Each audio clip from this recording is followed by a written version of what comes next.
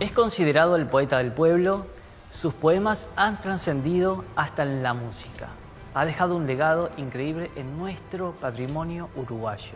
Hoy, en Gloria y Muerte, hablaremos sobre la vida y obra de Mario Benedetti.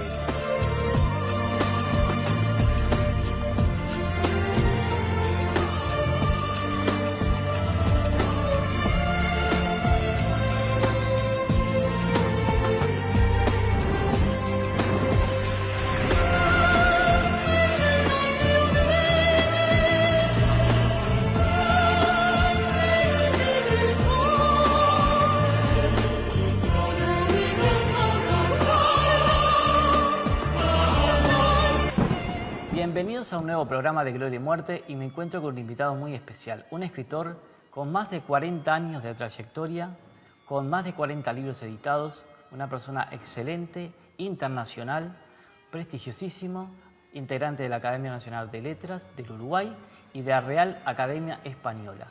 Con nosotros Rafael Courtoisí. Bienvenido, Rafael, al programa Gloria y Muerte, nuevamente. Gracias por tenerte aquí en este programa. Y agradecerte y orgullosamente para los uruguayos contar con tu trabajo en el exterior. Muchísimas gracias, Ignacio. Estar en Gloria y Muerte es también dejar la muerte atrás y participar de la gloria. Muchas gracias también por lo de los trabajos en el exterior. Yo creo que en cultura no hay fronteras, pero uno pertenece a un lugar, a un país. Y sí he tenido la fortuna, la suerte y también el trabajo de poder estar en muchos países. Y estoy siendo traducido, ahora me están traduciendo al iraní, cosa que no estaba en mis planes, pero bienvenido. También quiero contarles al público que Rafael estás integrando en la universidad, una universidad de Estados Unidos, han publicado tus poesías anónimas. Eso es importantísimo. Sí. Han publicado en varias y han publicado antologías de mi poesía y parte de mi narrativa. De hecho, y te lo cuento porque es compartir, en la Universidad de Harvard se estudian 2 de mis novelas y eso es parte de lo que creo no es el escritor, la persona, es el país que está allí.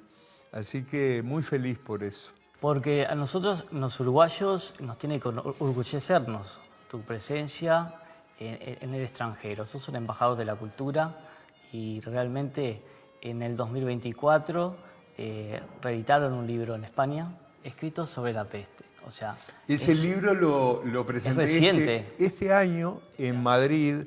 Es un libro de ensayo. Yo venía publicando novela, poesía. El otro año había presentado uno que tiene un título que lo digo porque a mí me hace cierta gracia, Manual de Poesía para resolver problemas domésticos. Pero este otro escrito sobre la peste es un libro extenso de ensayos que presentamos en Madrid hace muy poco, en mayo. Hoy nos toca hablar sobre un personaje que creo que tú lo has conocido, Mario Benedetti. ¿Quién fue Mario Benedetti para nuestro país? Mario Benedetti es una leyenda viva, y cuando digo vivo, él nace en 1920, muere en 2009, pero a partir de esa aparente muerte física está presente de una manera, pero muy, muy cálida, y cuando digo es una leyenda, hay una leyenda Mario Benedetti. Mario Benedetti sigue siendo muy querido por mucha gente joven. Cuando te digo esto, te digo gente de 16, 15 años, que sigue leyendo sus poemas en todo el mundo. A pesar de que hay algunos intelectuales que todavía le tienen envidia, aunque ya se haya muerto, haya pasado a otro plano. Entonces, Mario Benedetti es la figura más conocida del Uruguay en el exterior. Y cuando te digo esto, te digo en todos los idiomas, de la generación del 45, que hay grandes escritores, es sin duda el más conocido. ¿Y tú crees que los jóvenes lo sienten como un referente, como un padre, como un abuelo? Porque es mucha gente joven que lo sigue. Yo creo que sigue siendo un referente, más que un... Vos sabés que, mirá lo que te voy a decir, Mario no fue nunca un padre en el sentido que lo han sido otros grandes escritores. De hecho, por ejemplo, a Hemingway le decían Daddy Hemingway, o Dad Hemingway, papá Hemingway o papi Hemingway. Benedetti siempre fue, yo lo conocí obviamente, la diferencia de edad es enorme, pero yo podía haber sido su nieto. Ya ahora yo soy como un abuelo, en términos de edades, pero veo que chicos de 15, 16, en México, en Colombia, en Venezuela, en España, en Francia, lo siguen tomando como un abuelo y hasta la apariencia de Mario, la bonomía, ese bigote y esa cara que parece Gepetto con Pinocho, el carpintero de Pinocho. Y es un referente, porque yo creo que las generaciones más jóvenes se llevan mejor con los abuelos que con los padres. Y los abuelos le transmiten algo a los nietos más cálido, más de mensaje de vida. Eso lo veo vigente. ¿Crees que la poesía de él, justamente por ser de pueblo, llega más directo a la gente? Yo creo que sí, tiene una comunicación directa. Mario Benedetti es un gran fenómeno comunicacional. Y cuando digo esto no es nada peyorativo, al contrario. Porque digamos que él tiene más de 50 poesías que las transformaron en canciones. Muchísimas Eso es letras increíble. de canciones. Un disco entero nada menos que con Serrat, que se sigue escuchando. El Sur también existe. Bueno, todas las letras de canciones desde en otra época, que yo casi ni nacido era, por decirlo así, pero Biglietti, Los Olimareños. Pero más allá de eso, Mario tiene canciones muy comunicativas, canciones que tienen que ver con el amor. Si me permitís, te digo, hay un texto de Mario que todos lo hemos escuchado. Y algunos amigos se han casado con este texto, es decir, han entrado en la iglesia, ella vestida de blanco, él vestido de etiqueta, y suena: si te quiero es porque sos mi amor, mi cómplice y todo, y en la calle codo a codo somos mucho más que dos. Fíjate, eso es un himno de amor con los parejas se casan, se siguen casando, gente de 20, 25 años. Pero también eso ha sido en la década de los 90 un himno a lo homoerótico, cosa que Mario nunca iba a imaginar. Celeste Carballo y Mónica Mianovich, creo que era en ATC, en cámaras, con audiencias enormes como había en los 90, tomadas de la mano se miraban, tomadas así de la mano y decían: si te quiero es porque sos mi amor, mi cómplice y todo. Y en la calle codo a codo somos mucho más que dos. Entonces ya no es la pareja hetero emocionada que se casa, es la pareja homo, mujer-mujer, hombre, que se encuentra en esa letra de canción en su identidad. Y eso, ¿sabes cómo se llama? Polisemia, es decir, diversidad de sentidos. Esa es una magia, no todos lo consiguen. ¿Crees que él se hubiese imaginado hasta dónde podría haber llegado? Todo lo que sucedió después. En esa canción yo creo que Mario jamás se imaginó que iba a tener tantas interpretaciones, que por un momento iba a ser un himno lésbico, y lo digo, y yo creo que él estaría contento, pero nunca se lo imaginó. Él la escribió como una canción, sí, de solidaridad, también de mirada de justicia social, pero tiene muchas interpretaciones. Eso es lo bueno de su poesía. Por eso tiene vigencia.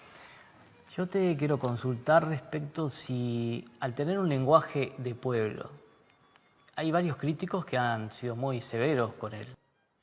Sin duda, y hay una tradición latinoamericana sobre todo, porque por ejemplo yo he estado en Italia, estuve con él en varios congresos en Italia, yo era un jovenzuelo de 27 años, joven todavía, y él ya era un reconocido. Y todo el mundo lo admiraba, a grandes académicos, intelectuales. Lo mismo en Francia, en otros lugares, en México, pero en Latinoamérica hay algún tipo académico, intelectual, que lo ve como por encima del hombro, como diciendo, eso es literatura comercial. ¿Por qué sucede eso? Y eso pasa, yo creo que hay dos factores. Es un tipo de mensaje directo que va al corazón. Y somos muchos los intelectuales que sentimos que tenemos que ser alambicados y complicados. Lo primero que hay que pensar que Benedetti es un primer paso en la poesía para un adolescente que no ha leído, o que ha leído a Bécquer, o que ha escuchado algo de Machado. En segundo lugar, uno puede ir de la complejidad de un Paul Celan o de algunos textos de Vallejo a la sencillez de un Mario Benedetti. En ese sentido te cuento una historia que si hay tiempo la ampliamos. A mí no me... cuando yo era un adolescente, 13, 14 años, no es que me gustara mucho Benedetti. No es que me gustara. Lo leía y había leído sobre todo su narrativa. Pero 12, 13, 14 años, la edad donde, bueno, tenía algunas chicas que yo quería aproximarme a ellas y no sabía cómo, es la edad. Y entonces te voy a contar la anécdota porque un día se me ocurrió, me gustaba algo de Neruda y me sonaban los poemas de amor de Benedetti. Y entonces tomaba, por ejemplo, poemas de Pablo Neruda, ese que dice, y tiritan azules los astros a lo lejos alguien canta, a lo lejos puedo escribir. Y entonces, un día, 12, 13, 14 años, a mí me gustaba mucho la poesía, pero no la entendí. Fui a una librería muy conocida, no era una época ni de WhatsApp ni de Internet, compré un papel hermoso membretado que tenía como una flor, un poco cursi, pero efectivo, con un sobre, muchos papeles en blanco, y puse, puedo escribir los versos, todo con la mejor letra posible, en ese papel un poco rosado, con unas flores, el sobre al tono. Tomé un perfume Guerlain de mi mamá, que en ese momento, mirá si será hace años, venía con el vaporizador así, no era, le puse el vaporizador y firmé Rafael Courtoisí, mi nombre, Rafael y ese apellido que parece complicado, Courtoisí. Lo envolví en un baile, en una fiesta, el sábado se lo di a una chica.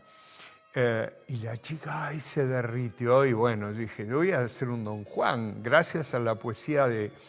Y hice eso con Benedetti, hice eso con Neruda, y me creía el playboy, el Don Juan, y tenía chicas.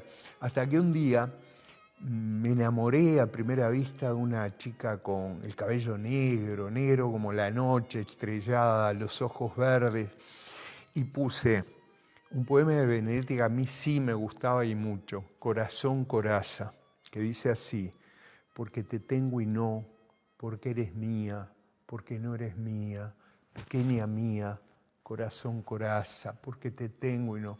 Es un poema de amor que trata de conquistar a la chica. Lo escribí tal cual y en vez de poner Mario Benedetti otra vez puse Rafael Courtoisí. Lo doblé, le puse la varada de perfume. Nos encontramos con la chica. Estamos hablando de tendríamos 13, 14, no más. La chica me sonreía, o sea, no hacía falta. Le di el sobre con el poema, le gustó, lo abrió, rompió el sobre, pero lo guardó. Empezó a leer con una sonrisa. Y cuando llegó a la firma, me dijo, estúpido, esto lo escribió Mario Benedetti. Y a partir de ahí, gracias a Mario Benedetti, me dediqué a escribir mi propia poesía. O sea que la historia que me has contado te sirvió como puente para concretar el nacimiento de tu poesía. Así es, sí. Bueno, con este relato increíble invito al público a una nueva pausa. Les presentamos el libro La tapera de Oribe, escrito por Guzmán Garrido Rosa, un joven investigador de 20 años de edad. reúne la investigación realizada en la tapera de Ignacio Oribe basada en la detección de metales. En el libro, Guzmán nos relata sobre los más de 300 objetos desenterrados que van desde lanzas, sables y facones hasta monedas de plata españolas y portuguesas. Todo lo encontrado lo ha puesto en exposición también en museos. Gracias al libro, revivió la memoria de un sitio de gran importancia histórica que se encontraba completamente olvidado. Aquellos interesados en obtener el libro a través del número 092912800. Página de Uruguayos ausentes del Uruguay. La página difunde las búsquedas de las personas ausentes en Uruguay. La única forma de contactarse es a través del WhatsApp 091 843 516, con la denuncia radicada. Las publicaciones son gratuitas. Red social Facebook. Página de Uruguayos ausentes del Uruguay. Ecoasfalto. Ecoasfalto es un asfalto en frío, súper práctico para bachear calles de asfalto y hormigón en 3 pasos. 1. Se limpia el bache. 2. Se abre la bolsa de ecoasfalto en el bache. 3. Se pasa un camión o auto por encima para compactar y listo. La duración es de 3 años, más de 30.000 baches arreglados en Uruguay. Trabajamos con más de 65 municipios e intendencias. Contacto 099 399 612. Ecoasfalto. Estimado público, me encuentro con el escritor Rafael Courtoisí aquí en Gloria y Muerte y estamos hablando sobre Mario Benedetti. Rafael, ¿complicó un poco la existencia de la política sobre su vida? Yo creo que sí, yo creo que todo gran escritor, y Mario Benedetti lo fue, es un hijo de su tiempo. Y entonces, en esa década del 60, convulsionada, él tomó ciertas posturas muy personales que tenían que ver con ese momento. Y eso le complicó un poco la vida. Incluso en alguna charla él después me dijo, yo en un momento me hubiera querido salir, pero cuando las cosas estaban muy mal, no podía. Yo creo que le complicó, pero también era un hombre capaz de... Cuando digo hijo de su época, no es solo aquel cielo, cielito que sí, cielo del 69, con el arriba nervioso y el abajo que se mueve. Esa canción que cantan los olimareños, la letra es de Mario Benedetti, un año clave, año 69, de revueltas sociales, etc. Eso está en la memoria colectiva. Y sí le complicó la vida, se tuvo que ir al exilio, a varios exilios. En Buenos Aires fue amenazado, ¿no? El tema es que se fue primero a Buenos Aires pensando que estaba a salvaguarda, y ustedes imagínense lo que era el Buenos Aires del año 74, 75, era un Buenos Aires muy convulsionado. El golpe de Estado en Argentina se dio en el 76, 3 años después que acá. Pero de hecho yo tengo así noticias y lo hablé con él. Él se fue, si él entraba en Ezeiza tenía el pasaje y entraba así nomás, lo hubieran secuestrado. Era una época difícil. De Buenos Aires se fue porque ya no podía más, se fue a Perú. En Perú lo fueron no estaba requerido, era un viajero más, pero lo fueron a buscar y lo expulsaron. Entonces es un periplo muy, muy difícil. Y en ese sentido sí le complicó un poco la vida, la época. Estuvo en 6 países. Total. En 6 países. Y ahí empezó un periplo muy largo. La paradoja es que en un momento él, se va a Cuba, en Cuba lo reciben bien, le dan un impuesto importante en lo que se llama Casa de las Américas, que es la institución cubana más importante de Cuba. Pero vos sabés que ahí le pasó algo increíble. Estaba así, la gente lo quería, él trabajó mucho. Se tomaba una guagua. Guagua es el bus, así le dicen en Cuba, que van así repletos y no es cómodo. Se tomaba desde un barrio obrero hasta Casa de las Américas, que queda en la costa, y hacía sus 8 o 10 horas de trabajo. Pero ¿qué pasa? El clima de la isla, que a mí me encanta, me encanta el Caribe, me encanta la playa, pero es un clima húmedo, medio tropical, le hacía horrible para el asma. Así que era y ahí decidió en un momento, yo creo que por suerte para él en muchos sentidos, ir a España. Y entonces el Benedetti, que ya era súper famoso, al irse a España empieza a ser además famoso, conocido, a ganar dinero, mucho dinero. O sea que, digamos, al no tener hijos, eso también cortó la trayectoria de poder un heredero seguir su camino, o eso facilitó a que los hijos seamos el pueblo.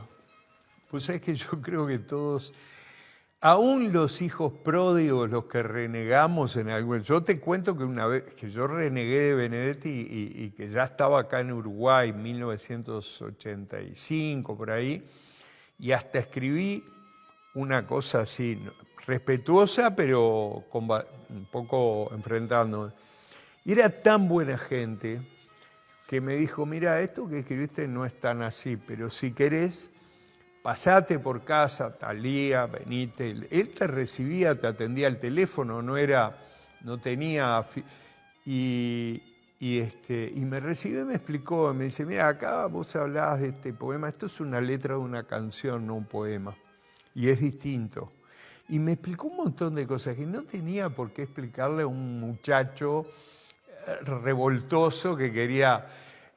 Y con respecto de vuelta al exilio, ¿crees que le marcó algo en todo lo que realizó él? Porque en un momento creo que dejó de escribir, no tenía como mucha fuerza, mucho impulso. Algo se Sí, quebró ahí, algo... Sin duda, porque en Buenos Aires había un clima de violencia terrible. Hay un escritor argentino que por esa época escribió Carta abierta al Buenos Aires violento, y él veía, muertes todos los días, enfrentamientos. A eso lo marcó. Después la mujer, Luz, iba y venía a Buenos Aires, le llegaba libros, cosas. En Perú pasó mal, sintió que lo expulsaban mal, en fin. No pasó tan bien, estaba entre gente que él consideraba colega, amigo, pero en Cuba. Y hubo momentos, como todo exilado, que necesitas, es un escritor muy, muy uruguayo, pero a su vez universal. Pintó la aldea, Montevideo, y pintó el mundo, aunque él era de Tacuarembó, él era de Paso de los Toros. Entonces, un escritor muy urbano, pero tuvo momentos duros, y el exilio recorre primavera, novelas como Primavera con una esquina rota. Poca gente sabe que la palabra desexilio, la expresión desexilio, y otra expresión, incilio, que es lo que se quedaron acá en Uruguay en una dictadura, estaban en un incilio, la generó Benedetti. Y son palabras, incilio sobre todo, que se usan en tesis académicas. Eso lo generó Mario. Y con respecto a su señora, ellos vivieron mucho tiempo separados. Separados pero juntos. Pero juntos. El amor de Luz hacia Mario Benedetti era impresionante, y la lealtad y el amor, por supuesto, hacia Luz. Le dedicaba todos los libros, a Luz como siempre, todos los libros. Vivieron años separados, pero sé que ella viajaba una noche entera para ir a Buenos Aires, en esa época era el vapor de la carrera, para llevarle un libro o un encargo, para avisarle que había pasado tal cosa. Una enorme lealtad, y después lo mismo en Perú, y después lo hacía hasta que terminó el exilio, es decir, era capaz de viajar de Montevideo a España para llevar y traer cosas de Mario. Y ahí hay algo muy, muy secreto en ese amor con Luz. Y tiene un final un poco triste, porque en un momento Luz, empezó a tener un deterioro, una pérdida, un deterioro cognitivo, y eso sí lo sufrió. Yo, mirá lo que te digo, uno se exilia del país y sufre muchísimo, el país que ama, pero cuando te exilias de la mujer que amás o del hombre que amás, es el peor de los exilios. Y ahí Luz, que era una luz para él, se eclipsó. Cuando falleció, él se sintió un poco perdido. Él era agnóstico, no creía en nada, pero es como que estaba presente, ¿no? Sí, Luz estuvo siempre. No hubo un declive, pero digamos, fue la compañera de 60 años. Absolutamente leal absolutamente, entendiendo la obra de Mario. Mario además, a ver, era un hombre, viste que los escritores, los artistas van variando de pareja. Bueno, él en Luz tenía un apoyo. Cuando Luz fallece, Mario se afectó y ahí sí, ya estaba en Uruguay. Él viene a Uruguay porque Luz se había enfermado. Y ahí los que éramos amigos de distintas generaciones, de muchas generaciones, de su generación hasta gente mucho más joven que yo, le dimos el apoyo que pudimos. Él igual siguió iluminando un montón de elementos hasta su muerte en 2009. Él falleció como quería, con la ventana abierta, que era una de las cosas que él quería. ¿Cómo lo podemos recordar y qué legado nos dejó una persona tan importante como Mario? Pues es que Mario era agnóstico. Claro, cuanto más se acercaba la supuesta hora final, por los años, tenía sus dudas, pero era agnóstico. Pero él sentía como una gran fe en la vida. Eso fue una gran enseñanza.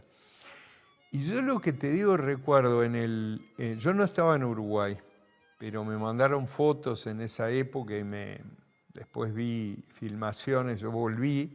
Estaba, creo que en Colombia, al momento que fallece, me hicieron varios reportajes, lo que sea.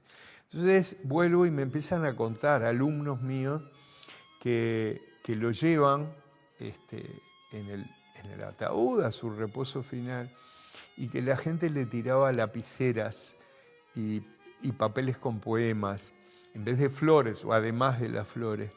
Y yo me quiero quedar con esa imagen porque muere un Benedetti biológico, físico, y nace otro.